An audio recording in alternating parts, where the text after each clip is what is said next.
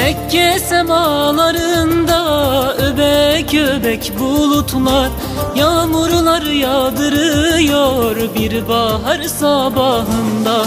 Yerler gökler bir olmuş, hepsi bu anı kutlar. İndin sen gönüllere yağmur sağanağında, yağmur sağanağında. Esselatu vesselam aleyke hayrul enam. Hoş geldin gönüllere ya Muhammed Mustafa. Hoş geldin gönüllere ya Muhammed Mustafa.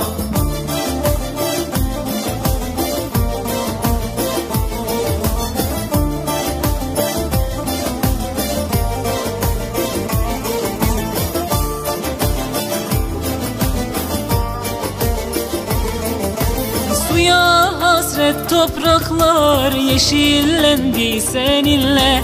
Çiçeklerle sümbüller uslatına doydular. Ve direniş başladı senin işaretinle. Yasirler, Sümeyyeler yoluna baş koydular, yoluna baş koydular. Esselatu vesselam aleyke hayrul enam. Hoş geldin gönüllere ya Muhammed Mustafa. Hoş geldin gönüllere ya Muhammed Mustafa.